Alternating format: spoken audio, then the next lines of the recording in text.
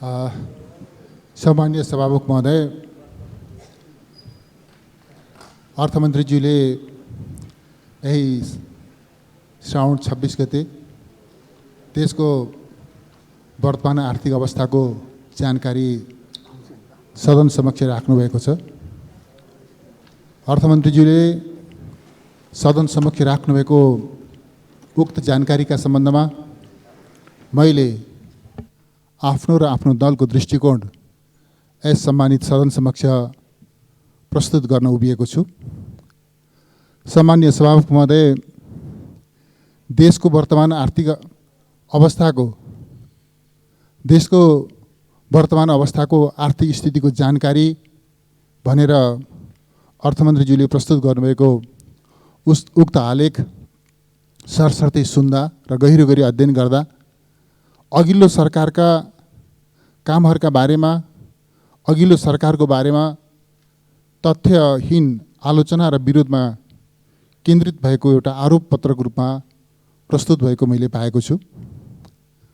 सभामुख महोदय, बजेट कहाँ ल्याउनुपर्छ, कसरी ल्याउनुपर्छ, संसद विघटन गर्न हुन्थ्यो या हुँदैन थियो, अध्यादेशबाट आएको बजेटका बारेमा राज्यका कुन कुन निकायहरूका कस्ता कस्ता विश्लेषण वा दृष्टिकोणहरू छन् आदि जस्ता विषयहरूले देशको वर्तमान आर्थिक अवस्थाको बारेमा जानकारी दिन्छन् जस्तो मलाई लाग्दैन सभामुख महोदय। त्यस अर्थमा भन्दा देशको वर्तमान आर्थिक अवस्थाको जानकारी भनिए पनि यो प्रस्तुत दस्तावेज विषयान्तर भएर पूर्ववर्ती सरकारको आलोचनामा केन्द्रित रहेको मैले पाउँछु सभामुख महोदय। सभामुख महोदय, अर्थ मन्त्रालय, राष्ट्र ब्याङ्क, तथ्याङ्क विभाग, महालेखा नियन्त्रक कार्यालय, महालेखा परिचय कार्यालय जस्ता राज्यका आधिकारिक निकायहरूले आफूसँग सम्बन्धित अर्थतन्त्रका परिसूचकहरू नियमित रूपमा सार्वजनिक गर्दछन्। 2074 फागुनदेखि 2078 असारसम्म सयौँ, सम्भवतः हजारौँ तथ्याङ्कहरू सार्वजनिक भएका छन्। तीमध्ये कुनै एउटा पनि तथ्याङ्कलाई खण्डन गर्ने गरी अर्को तथ्य सरकारसँग छ? म प्रश्न गर्न चाहन्छु सभामुख महोदय। सत्ता पक्ष र विपक्षका बीचमा नीति, विचार र दृष्टिकोणमा मत भिन्नता हुन सक्दछ, तर मुलुकको आर्थिक अवस्थाको तथ्याङ्कका बारेमा कुनै विमति हुनु हुँदैन। आफ्नो आग्रह पुष्टि गर्न तथ्याङ्कको गलत प्रयोग वा तोडमरोड गरिनु हुँदैन। यी तथ्याङ्कहरूलाई खण्डन गर्ने अर्को कुनै तथ्याङ्क सरकारसँग छैन भने तथ्यहरूको तोडमरोडतर्फ सरकार लाग्नु हुँदैन भनेर म राख्न चाहन्छु। सभामुख महोदय, प्रस्तुत जानकारी पत्रमा तथ्याङ्कहरूको प्रयोग सुविधाअनुसार गरिएको छ। आर्थिक वर्ष 2057-58 देखि 2073-74 र 74-75 समेतको प्रयोग गरिएको छ। मेरो बुझाइमा सभामुख महोदय, तुलना जहिले पनि समान अवस्थाका बीचमा गरिन्छ। आर्थिक वर्ष 2073-74 र 74-75 को अवधि भूकम्प र नाकाबन्दी पछिको तुलनात्मक रूपमा अनुकूल अवधि थियो। यी वर्षहरू सामान्य वर्षहरू हुन्। 2076-77 र 77-78 को अवधि यो शताब्दीकै सबैभन्दा ठुलो र कल्पनातीत चुनौतीका रूपमा उपस्थित कोभिड महामारीले नेपाली अर्थतन्त्र मात्रै होइन, विश्व अर्थतन्त्रलाई नै गम्भीर रूपमा नकारात्मक प्रभाव पारेको अवधि हो। यी वर्षहरू सामान्य वर्षहरू हुन् भन्ने, असामान्य वर्षहरू हुन् भन्ने तथ्य हामी कसैले पनि बिर्सन मिल्दैन। यसरी सामान्य अवस्था र असामान्य अवस्थाका बीचमा तुलना गरेर प्रस्तुत हुन चाहेको छ यो जानकारी पत्र सभामुख महोदय। आर्थिक वृद्धिको तुलनामा सामान्य वर्ष र असामान्य वर्षबीच आर्थिक वृद्धिको तुलना सामान्य वर्ष र असामान्य वर्षका बीचमा गरिएको छ। तुलना योग्य अवधि र विषयसँग गरिन्छ। सबैभन्दा प्रतिकूल समयलाई तुलनात्मक रूपमा अनुकूल समयसँग तुलना गर्नु तथ्याङ्क शास्त्रको दृष्टिकोणले पनि गलत कुरा हो सभामुख महोदय। तब पनि जानकारी पत्रमा कोभिड अवधि समेतको विगत 3 वर्षमा मुद्रास्फीति 5% को हाराहारीमा रहेको, यो वर्ष 3.6% को सीमामा रहेको, यो वर्ष भन्नाले आर्थिक वर्ष 2077-78 मा यो रहेको 3.6% को सीमामा रहेको स्वीकार गरिएको छ। आर्थिक वर्ष 2073-74 मा 19.8% ले वृद्धि भएको राजस्व 2077-78 मा 22% ले वृद्धि भएको स्वीकार गरिएको छ। 2073-74 मा 73 अर्ब रहेको वैदेशिक व्यापार 2077-78 मा 1 खर्ब 41 अर्ब पुगेको ग्राहस्थ उत्पादनको तुलनामा 2.4% बाट 3.3% पुगेको र आयात घटेको स्वीकार गरिएको छ। 2073-74 मा 10 खर्ब 79 अर्ब रहेको विदेशी मुद्रा सञ्चिति 2077-78 मा 13 खर्ब 66 अर्ब रहेको र यसले 10 महिनाका लागि वस्तु र सेवाको आयात धान्न सक्ने अवस्था रहेको स्वीकार गरिएको छ। 73-74 मा 6 खर्ब 95 अर्ब विप्रेषण आप्रभाव रहेकोमा 2077-78 मा 8 खर्ब 71 अर्ब पुगेको स्वीकार गरिएको छ। अन्तर्राष्ट्रिय विकास सहायता 2073-74 मा 3 खर्ब 2 अर्ब अनुमान गरिएकोमा 1 खर्ब 49 अर्ब प्राप्त भएको र 2077-78 मा 3 खर्ब 60 अर्ब अनुमान गरिएकोमा 1 खर्ब 63 अर्ब प्राप्त भएको स्वीकार गरिएको छ। 2075-76 मा 19% कभरेज रहेको बिमाको दायरा 2077-78 मा 27.9% पुगेको स्वीकार गरिएको छ। 2073-74 मा 18.2% रहेको कृषि, ऊर्जा र उद्योगमा लगानी भएको कर्जा 2077-78 मा 27.9% पुगेको तथ्य स्वीकार गरिएको छ। प्रदेश र स्थानीय तहका लागि विनियोजन भएको अन्तर सरकारी वित्त व्यवस्थापनमा 2073-74 मा 3 खर्ब 8 अर्ब थियो भन्दै 2077-78 मा 3 खर्ब 87 अर्ब पुगेको स्वीकार गरिएको छ।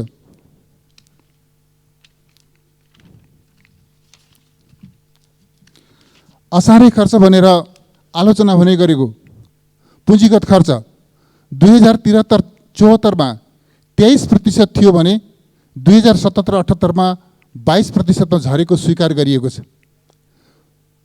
कोभिड यी तथ्यहरूले सभामुख महोदय के बताउँदछ भनेदेखि पूर्ववर्ती सरकार, यद्यपि पूर्ववर्ती सरकारले जुन कालखण्डमा मुलुकलाई नेतृत्व गर्यो त्यो कालखण्डको सबैभन्दा तुलनात्मक रूपले सबैभन्दा अनुकूल समय र सबैभन्दा प्रतिकूल समयका बिचमा तुलना गरिएको छ र बिचको अवधि जुन अवधिमा महत्त्वपूर्ण उपलब्धिहरू प्राप्त भएका छन् ती अवधिका तथ्याङ्कहरूका बारेमा मौन रहने कोसिस गरिएको छ। तथापि सबैभन्दा अनुकूल र सबैभन्दा प्रतिकूल समयावधिको तुलना गर्दा पनि उल्लेखनीय उपलब्धिहरू, आर्थिक परिसूचकहरूमा उल्लेखनीय सकारात्मक सूचकहरू रहेको तथ्यलाई यो चाहिँ जानकारी पत्रले स्वीकार गरेको छ। सभामुख महोदय, यसले के बताउँदछ भनेदेखि त्यो अवधि स्वभावैले आर्थिक प्रगतिको दृष्टिकोणले, विकास निर्माणको दृष्टिकोणले, समृद्धिको दृष्टिकोणले एउटा महत्त्वपूर्ण अवधि थियो भन्ने कुरालाई चाहिँ खण्डन गर्न सक्दैन भन्ने मलाई लाग्दछ। तर तथ्य एकातिर छ, निष्कर्ष भने अर्कोतिर प्रस्तुत गरिएको पनि सँगसँगै हामीले देख्न सक्छौँ। सभामुख महोदय, कोभिड महामारीले विश्व अर्थतन्त्रसँगै नेपाली अर्थतन्त्रलाई पनि गम्भीर र नकारात्मक रूपमा असर पारेको यथार्थलाई व्यवस्था गर्दै 2076-77 मा 2% आर्थिक वृद्धि दर ऋणात्मक भएको उल्लेख गरिएको छ। जबकि यो अवधिमा विश्व अर्थतन्त्र नै करिब 3.5% ले ऋणात्मक अवस्थामा पुगेको थियो। कोभिड अवधिको तथ्याङ्कको सहारा लिएर 2075-76 मा करिब 7% को आर्थिक वृद्धि दर हासिल भएको तथ्य यथार्थलाई भने छोप्न खोजिएको छ। सभामुख महोदय, अत्यन्त विषम र प्रतिकूल परिस्थितिमा अर्थात् आर्थिक वर्ष 2076-77 मा 2% ले ऋणात्मक वृद्धि हुन पुगेको यथार्थ हाम्रो सामनेमा छ। तर सभामुख महोदय, त्योभन्दा अघिल्लो आर्थिक वर्षमा अर्थात् आर्थिक वर्ष 2075-76 मा हामीले करिब 7% को आर्थिक वृद्धि दर हासिल गर्न सकेका थियौँ भन्ने त्यो तथ्यलाई बिर्सनु हुँदैन। यसको अर्थ के हो भने जसरी सिङ्गो विश्व कोभिडको प्रकोपको कारणले सिङ्गो विश्व अर्थतन्त्रमा नकारात्मक प्रभाव पर्यो र 3.5% हाराहारीमा विश्व अर्थतन्त्र नै ऋणात्मक अवस्थामा पुग्यो, त्यस्तो अवस्थामा हामी 2% ऋणात्मक वृद्धिमा पुगेका थियौँ भन्ने तथ्यलाई बिर्सन मिल्दैन। सभामुख महोदय, 2073-74 बचतको तुलनामा उपभोगमा 87% खर्च भएको भन्दै 2077-78 93% पुग्यो भनिएको छ। तर यो अवधि कोभिडको कारणले उत्पादन र आय घटेको तर औसत खर्च पनि कायम रहेको अवधि हो भन्ने यथार्थलाई व्यवस्था गरिएको छ। सभामुख महोदय, सरकारी खर्च 2074-75 24.9 थियो र 2077-78 19.3 झर्यो भनिरहँदा पनि कोभिडको कारणले सृजित लकडाउनको प्रभावलाई व्यवस्था गरिएको छ। 2074-75 64.1% रहेको चालु खर्च 2077-78 72.1% भयो भनेर यथार्थलाई ओझेल पार्न खोजिएको छ। यो पनि कोभिडको कारणले पुँजीगत खर्चमा नकारात्मक चाप पर्नको परिणाम हो भन्ने कुरालाई बिर्सनु हुँदैन। सभामुख महोदय, पुनर्निर्माणको खर्च पनि साधारण खर्चमा गणना हुनाले पनि आकार बढ्न गएको यथार्थलाई स्वीकार गर्नुपर्दछ।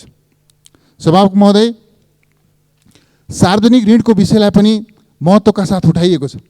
अघिल्लो सरकारले जिम्मा लिनुभन्दा पहिला पुनर्निर्माणमा 33 अर्ब खर्च भएको थियो, अहिले 4 खर्बभन्दा बेसी खर्च भएको छ। त्यसमध्ये 2 खर्ब ऋण हो। भौतिक पूर्वाधारमा लगानी बढेको छ। हामीले सार्वजनिक ऋण चालु खर्चमा लगाउन नपाउने कानुनी व्यवस्था गरेका छौँ। सभामुख महोदय, यसबिचमा हामीले चाहे स्वदेशबाट लियौँ चाहे विदेशबाट लियौँ कुनै पनि सार्वजनिक ऋण हामीले चाहिँ चालु खर्चमा लगाउन पाउँदैनौँ, लगाउनु हुँदैन भन्ने हामीले कानुनी बन्दोबस्त गरेका छौँ। राजस्वले चालु खर्च धान्ने र विकास खर्चका लागि ऋण लिनुपर्ने एउटा विशिष्ट अवस्थामा हामी छौँ। हाम्रो अर्थतन्त्रलाई त्यो ठाउँबाट अगाडि बढाउनु पर्ने जिम्मेवारी हाम्रो सामनेमा छ। यस विशेष अवस्थामा ऋण नलिने र विकास रोक्ने होइन, ऋण लिने र पूर्वाधार विकासमा सदुपयोग गर्ने नीति लिनुपर्छ।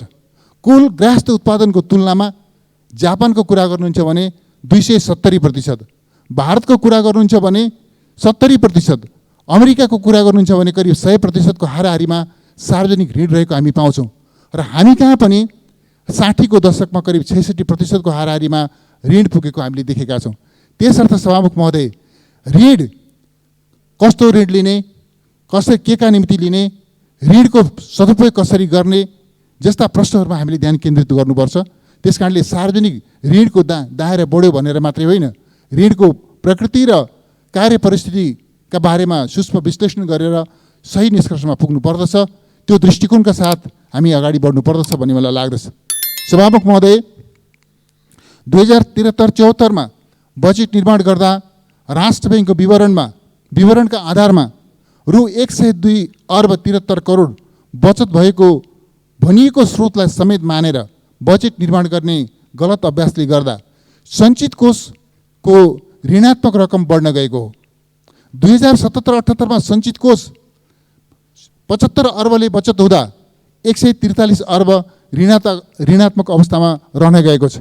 यसको अर्थ के हो सभामुख महोदय भनेदेखि पूर्ववर्ती सरकारले सञ्चितको यो चाहिँ ऋण सार्वजनिक ऋणको दायरालाई क्रमिक रूपमा कटौती गर्दै लैजाने र त्यसमा सन्तुलन कायम गर्ने त्यसकालको प्रयास गरेको छ र त्यसमा उल्लेखनीय सफलता पनि आर्जन गरेको छ भन्ने तथ्यलाई व्यवस्था गर्नु मिल्दैन। सभामुख महोदय, यही अवधिमा नेप्सेफरी सूचक करिब 1100 को हाराहारीबाट करिब 3000 को हाराहारीमा पुगेको पनि हामी देखिरहेका छौँ।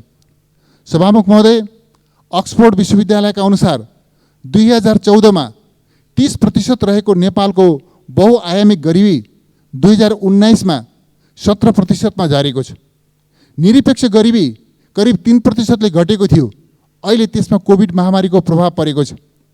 यसले के देखाउँदछ सभामुख महोदय भनेदेखि हामी भौतिक पूर्वाधारमा मात्रै होइन, मानवीय विकासमा पनि नागरिकको जीवनस्तरमा पनि उल्लेखनीय प्रगति यसबिचमा गरेका छौँ भन्ने तथ्याङ्कले यो पुष्टि गर्दछ। सभामुख महोदय, प्रधानमन्त्री रोजगार कार्यक्रम, सिपमूलक र व्यावसायिक तालिम, श्रमिकहरूलाई कार्यस्थलमा आधारित प्रशिक्षण, श्रमिकहरूको सामूहिक दुर्घटना बिमाको व्यवस्था आदि गरिएको छ। यसबीचमा सामाजिक सुरक्षालाई जीवनचक्रमा आधारित बनाइएको छ र सामाजिक सुरक्षा र बाल संरक्षण अनुदान 1/3 वृद्धि भएर रु 4,000 मासिकसम्म पुगेको छ। यसले 32 लाख अर्थात् 70% जनसङ्ख्यालाई समेटेको छ।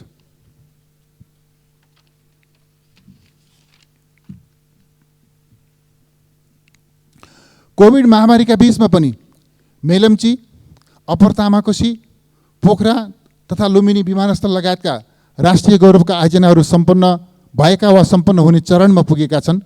कोभिड महामारीको बीचमा यो वर्ष राष्ट्रिय गौरवका आयोजनाहरूमा 58% खर्च हुनु नराम्रो होइन। परियोजना कार्यान्वयन प्रक्रियालाई सरलीकरण गरिएको छ। 5 वर्षसम्म निर्माण व्यवसायले मर्मत वा सम्हार गर्नुपर्ने व्यवस्था गरिएको छ।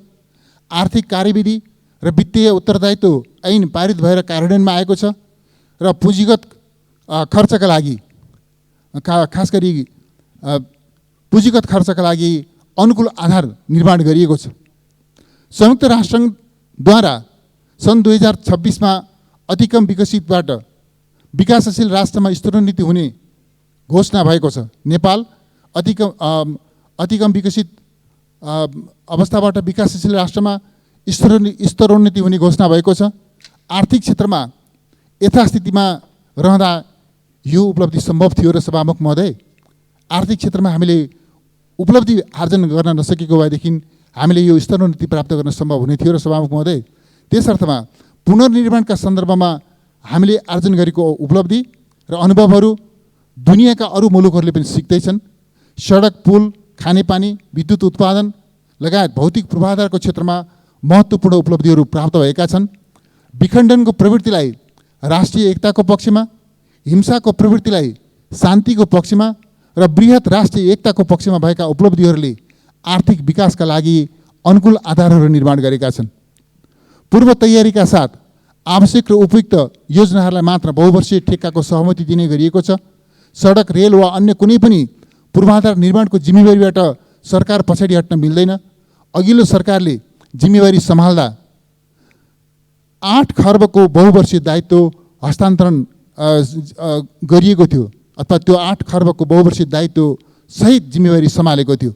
बिना तयारी एकै दिन एउटै फाइलमा 1 खर्ब 22 अर्बका 239 योजनाहरू स्वीकृत गरिएको पीडाजनक अनुभव पनि हामीसँग छ। त्यस्ता कमजोरीहरूलाई सच्याउँदै बहुवर्षीय आयोजनाहरूलाई एउटा विधिसम्म ढङ्गले आवश्यकताका आधारमा, औचित्यका आधारमा, प्रतिफल सुनिश्चित हुने गरिकन प्राथमिकताका आधारमा बहुवर्षीय योजनाहरू स्वीकृत दिने त्यस खालको प्रणालीलाई यसबीचमा व्यवस्थित गरिएको कुरा पनि म यसबीचमा यहाँनिर स्मरण गर्न चाहन्छु। तर सभामुख महोदय, स्थितिपत्रमा उल्लेख गरिएका यी तथ्याङ्कहरूलाई मात्रै हेर्ने हो भने पनि वा तथ्याङ्कहरूको जसरी प्रस्तुति गरिएको छ त्यसलाई हेर्ने हो भने सभामुख महोदय, अघिल्लो सरकारले जिम्मेवारी लिएदेखि जिम्मेवारी छाड्ने बेलासम्म नेपालको अर्थतन्त्रमा निरन्तर सकारात्मक सुधार भएको पुष्टि हुन्छ। तर जानकारी पत्रले तथ्य र निष्कर्ष, जानकारी पत्रको तथ्य र निष्कर्ष भने परस्परमा विरोधाभासी छन्। तथ्य विपरीत अघिल्लो सरकारले अर्थतन्त्रमा नकारात्मक प्रभाव पारेको निष्कर्ष प्रस्तुत गरिएको छ। सभामुख महोदय, म के अनुरोध गर्न चाहन्छु भने तथ्यले जे निष्कर्ष प्रस्तुत गर्छन् त्यो निष्कर्षलाई स्वीकार गरेर अगाडि बढ्नु सबैको जिम्मेवारी हो। विशेष गरी सरकारको त अझै महत्त्वपूर्ण जिम्मेवारी हो भन्ने म यस अवसरमा स्मरण गर्न चाहन्छु। सभामुख महोदय, आर्थिक अवस्थाको जानकारी पत्रले अघिल्लो सरकारले अध्यादेश मार्फत ल्याएको बजेट खारेज गर्ने र प्रतिस्थापन विधेयक मार्फत अर्को बजेट ल्याउने बताएको छ। ठिक छ त, ल्याउनु सरको बजेट। त्यसका लागि अघिल्लो सरकारलाई दोषारोपण गर्ने पर्ने हुन्छ र? प्रतिस्थापन विधेयक ल्याउनु थियो भने आर्थिक वर्ष 2078-79 को आय र व्ययको अनुमानको अध्यादेश प्रतिनिधि सभा समक्ष प्रस्तुत गरेको किन? सदनको समय बर्बाद गरेको किन? गत 2077 जेठ 15 गते मुलुकका समस्याहरूमा केन्द्रित रहेर यथार्थपूर्ण, व्यावहारिक र लोकप्रिय बजेट आएको छ। त्यस बजेटलाई आर्थिक जीवनका हरेक क्षेत्रले स्वागत गरेका छन्। निजी क्षेत्र, तिनका छाता सङ्गठन आर्थिक जगत र उत्पादनका हरेक इकाइहरूले ऐतिहासिक बजेट भनेर समर्थन र स्वागत गरेका छन्। तर यो सरकार प्रतिस्थापन विधेयक मार्फत नयाँ बजेट ल्याउन अग्रसर भएको छ। ठिक छ, ल्याउनुहोस्, तर हामीले प्रस्तुत गरेको त्यो बजेटभन्दा राम्रो, सबैले मन पराउने, कोभिड महामारीले सृजना गरेको चुनौतीलाई सामना गर्ने, आर्थिक क्षेत्रमा राहत र पुनरुत्थानलाई तीव्रता दिने, अर्थतन्त्रलाई चलायमान र गतिशील बनाउने नयाँ कार्यक्रम सहितको बजेट ल्याउनुहोस्, ताकि हामीले पनि स्वागत र समर्थन गर्न सकौँ। सभामुख महोदय, आर्थिक अवस्थाको मान्य सदस्य समय सकिँदैछ। म छिटै सक्छु सभामुख महोदय, अलिकति मात्रै समय पाऊँ, सकिने आँटेको छ। आर्थिक अवस्थाको जानकारी पत्रमा अध्यादेशबाट कानुनी बन्दोबस्त गर्ने संवैधानिक व्यवस्थालाई विरोध गरिएको छ। ठिक छ, त्यसो भए यो सरकारको पालामा आर्थिक अवस्थाको जानकारी पत्रमा अध्यादेशबाट बन्दोबस्त गर्ने, कानुनी बन्दोबस्त गर्ने संवैधानिक व्यवस्थालाई विरोध गरिएको छ। ठिक छ, त्यसो भए यो सरकारको पालामा बजेट लगायत कुनै पनि विषयमा कहिल्यै पनि अध्यादेश आउँदैन भनेर विश्वास गर्दा हुन्छ सभामुख महोदय? केही हप्ता केही दिनभित्र राजनीतिक दल विभाजनका लागि अध्यादेश आउँदैन भनेर विश्वास गर्दा हुन्छ सभामुख महोदय? म सोध्न चाहन्छु, कोभिड महामारीबाट नागरिक जीवनको रक्षा गर्ने, त्यसका लागि निःशुल्क परीक्षण, उपचार र खोपको प्रबन्ध गर्ने, कोभिड प्रभावित परिवारलाई राहत र सहुलियत प्रदान गर्ने, शीघ्र एवं तीव्र पुनरुत्थानका माध्यमबाट आर्थिक गतिविधि विस्तार गर्ने, श्रम बजारमा प्रवेश गरेका र रोजगारी गुमाएका श्रमिकहरूलाई रोजगारी सुनिश्चित गर्ने, सबै नेपालीलाई जीवन चक्रमा आधारित सामाजिक सुरक्षा प्रदान गर्ने, कृषि उत्पादन र उत्पादकत्व अभिवृद्धि गरी खाद्य सुरक्षाको प्रत्याभूति गर्ने, तीव्र औद्योगिकरण र शीघ्र प्रतिफल प्राप्त हुने रणनीतिक महत्त्वका पूर्वाधारमा लगानी केन्द्रित गर्ने, सङ्घ प्रदेश र स्थानीय तहबीच समन्वय र सहकारी मार्फत सन्तुलित विकास गर्ने, समन्वयक विकास र विकासको प्रतिफलमा न्यायपूर्ण पहुँच सुनिश्चित गर्ने, उत्तरदायी शासकीय व्यवस्था, शान्ति सुरक्षाको प्रत्याभूति, भ्रष्टाचार नियन्त्रण, सुशासन र सेवा प्रवाहमा प्रभावकारिता विस्तार गर्ने जस्ता उद्देश्य र प्राथमिकतासँग वर्तमान सरकार सहमत छ कि असहमत छ सभामुख महोदय?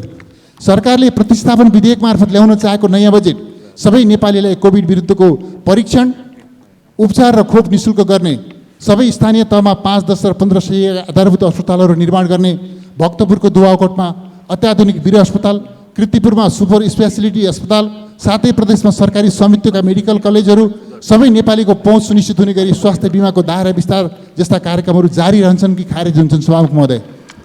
सबै नेपालीलाई शुद्ध र पर्याप्त खानेपानी सेवा उपलब्ध गराउने र हरेक परिवारलाई प्रति महिना 20,000 लिटरसम्म निःशुल्क खानेपानी उपलब्ध गराउने, उपभोक्तालाई आधारभूत खाद्यान्नमा 20% सहुलियत दिने, विद्युतको डिमान्ड शुल्क र महसुलमा भारी छुट दिने, व्यावसायिक निरन्तरताको पुनर्कर्जा र सहुलियतपूर्ण कर्जाको सीमा र क्षेत्र विस्तार, स्टार्टअपलाई सहुलियतपूर्ण ऋण र कर सम्बन्धी विभिन्न राहत र छुटका कार्यक्रमहरू जारी रहन्छन् कि खारेज हुन्छन् सभामुख महोदय? व्यावसायिक खेतीका लागि जग्गा लिजमा दिने, रासायनिक मलको अनुदान वृद्धि गर्ने, ठुला सिँचाइ, भूमिगत सिँचाइ र लिफ्ट सिँचाइको माध्यमबाट सिँचाइ सुविधा विस्तार गर्ने, सुनकोशी, मरिन, बागमती लगायत नदी पथान्तरण आयोजनाहरू के हुन्छन्? सडक, पुल, रेलमार्ग, विमानस्थल, खानेपानी, जलविद्युत, विद्युत प्रसारण लाइन आदिका आयोजनाहरू के हुन्छन्? हुलाकी राजमार्ग, पूर्व पश्चिम राजमार्ग, मदन भण्डारी राजमार्ग, पुष्पलाल राजमार्ग, कोशी गण्डकी र कर्णाली कोरिडोर सडक आदिको अवस्था के हुन्छ? तराईको सहरी पूर्वाधार निर्माणका आयोजनाहरू के हुन्छन्? वातावरण संरक्षणका लागि 40 माइक्रोनभन्दा पातलो प्लास्टिकको झोलाहरूमा रोक लगाइन्छ वा खुला गरिन्छ। विद्युतीय सवारी साधन र विद्युतीय उपकरणहरूको प्रयोगलाई विस्तार गर्न अवलम्बन गरिएको सकारात्मक कर नीति के हुन्छ? 3 वर्षभित्र सम्पूर्ण सार्वजनिक विद्यालय र क्याम्पसहरूको आधुनिक पूर्वाधार निर्माण गर्ने राष्ट्रपति शैक्षिक सुधार कार्यक्रम के हुन्छ? सातै प्रदेशमा आधुनिक औद्योगिक क्षेत्र निर्माण र वैदेशिक लगानी आमन्त्रण गर्ने नीतिमा नियमन गरिन्छ वा तिनलाई निरन्तरता दिइन्छ? सामाजिक सुरक्षा भत्ता के हुन्छ? जीवन चक्रमा आधारित सामाजिक सुरक्षा कार्यक्रम के हुन्छ? राष्ट्रिय गौरव र रूपान्तरणकारी आयोजनाहरूमा गरिएको विनियोजन कटौती गरिन्छ वा त्यसलाई निरन्तरता दिइन्छ? जानकारी पत्रमा उल्लेख गरिए जसरी राजस्व परिचालनको लक्ष्य बढाउन, आन्तरिक ऋण र वैदेशिक सहायता वा ऋणको दायरा घटाउन र समग्र बजेटकै साइज घटाउन सरकार तत्पर छ। त्यस हिसाबले अगाडि बढ्न चाहेको सरकार। सभामुख महोदय, कोभिड महामारीको सम्बन्धमा समयमै पूर्व तयारी गर्न सकेको भए यति ठुलो मानवीय क्षति हुने थिएन भनेर अघिल्लो सरकारलाई आरोपित गरिएको छ। पूर्व तयारी नभएको भए कति ठुलो क्षति बिहोर्नु पर्ने थियो भन्ने विषयलाई मनोगत आग्रहले तय गर्न सक्दैन, तय गर्न हुँदैन सभामुख महोदय। पूर्व तयारीका सन्दर्भमा नेपालको भूमिका तुलनात्मक रूपमा सकारात्मक थियो भन्ने कुरा सबैले स्वीकार गरेका छन्। Oxygen, ICU, SDU, ventilator, isolation centre आदिको व्यवस्थापनमा उल्लेखनीय प्रयासहरू भएका छन्। दक्षिण एसियामा खोप प्रयोग गर्ने दोस्रो देश नेपाल हो भन्ने बिर्सेर शीघ्र खोप आपूर्ति गर्ने इमान्दार प्रयास हुन नसकेको आरोप लगाउनु पूर्वाग्रह मात्र हो सभामुख महोदय। हाम्रो जस्तो आर्थिक अवस्था भएको मुलुकमा कोभिड विरुद्ध सम्पूर्ण नेपालीलाई निःशुल्क परीक्षण, उपचार र खोपको सुनिश्चितता गर्नु, त्यसका लागि आवश्यक स्रोतको प्रबन्ध गर्नु, शताब्दीकै सबैभन्दा ठुलो जनस्वास्थ्य र आर्थिक चुनौतीको सामना गर्न आवश्यक स्वास्थ्य पूर्वाधार निर्माण, औषधि उपकरणको प्रबन्ध र जनशक्तिको व्यवस्थापन गर्नु चाने चुने कुरा थिएन सभामुख महोदय। सभामुख महोदय, अर्थमन्त्रीज्यूलाई पूर्ववर्ती सरकारको आधारहीन रूपमा आलोचना गर्नका लागि समय बर्बाद गर्ने होइन। कोभिड महामारीको सामना गर्न, अर्थतन्त्रलाई गतिशील बनाउन र भौतिक पूर्वाधार तथा मानवीय विकासको काममा केन्द्रित हुन सुझाव दिन चाहन्छु। नेकपा एमालेको सरकारका सकारात्मक कामहरूप्रति नेकपा एमाले सरकारका सकारात्मक कामहरूप्रति समर्थन गर्नेछ र कमी कमजोरीहरूप्रति खबरदारी गर्नेछ भन्ने पनि म स्पष्ट गर्न चाहन्छु। यिनै भनाइहरूका साथमा माननीय अर्थमन्त्रीज्यूलाई हार्दिक बधाई ज्ञापन गर्दै सफल कार्यकालको शुभकामना समेत व्यक्त गर्दछु। धन्यवाद, नमस्कार।